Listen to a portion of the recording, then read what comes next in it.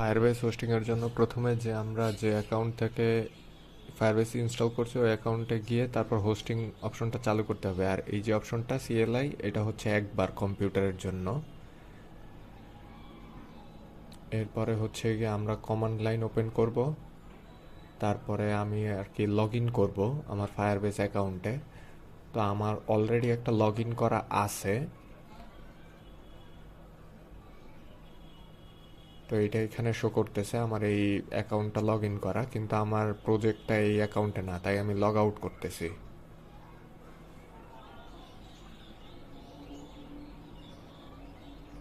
তো log out হয়ে গেছে। এরপরে আমি আবার লগ ইন করতেছি আমার যে অ্যাকাউন্টে আর কি ফায়ারবেসটা, আমার সাইটটা হোস্ট হোস্ট করবো ওইটা। তো এরপরে আমি হচ্ছে গিয়ে অ্যাক্সেস দিব কিনা এটার জন্য আমার ওয়াই প্রেস করতে হবে, ওয়াই টাইপ করে আর কি এন্টার দিতে হবে। তারপর আমার ব্রাউজারে নিয়ে যাবে এটা। তো ব্রাউজার থেকে আমার অ্যাকাউন্টটা সিলেক্ট করতে হবে, আমি কোন গুগল অ্যাকাউন্টে আর কি এটা করব, হোস্ট করব। তো ওইটা সিলেক্ট করার পরে আমি এভাবে কন্টিনিউ দিয়ে দিব, অ্যালাউ দিয়ে দিব। ব্যাস, লগ ইন হয়ে গেছে। তো এখন হচ্ছে কি আমি হোস্টিং প্রসেসটা চালু হবে। লগ ইন প্রসেস শেষ হয়েছে।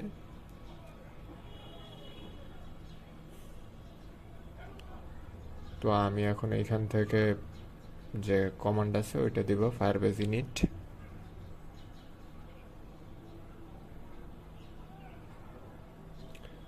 এরপরে হচ্ছে গিয়া প্রসিড ইয়েস, মানে ওয়াই।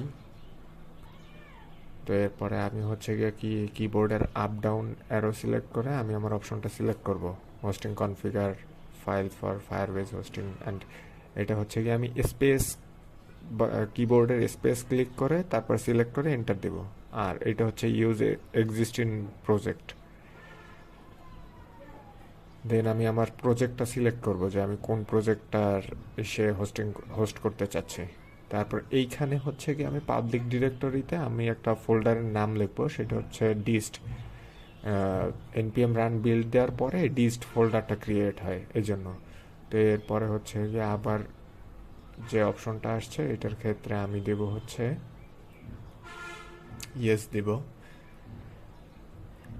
এরপরে আমি অটোমেটিকভাবে গিটহাবে হইতে চাই কিনা এই জন্য নো দিব।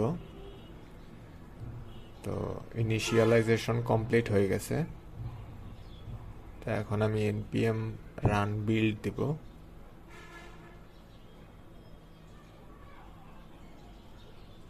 তো বিল্ড দিলে আমার প্রজেক্টটা রেডি হবে। তো রেডি হওয়ার পরে হচ্ছে গিয়ে আমি ফায়ারবেজের লাস্ট যে কমান্ডটা ফায়ারবেজ ডিপ্লয় ওইটা দেব।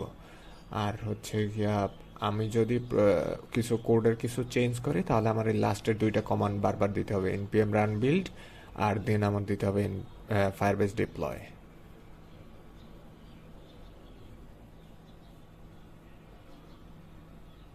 যে আমার প্রজেক্টটা এখন আপলোড হইতেছে আমার ইয়াতে অ্যাকাউন্টে।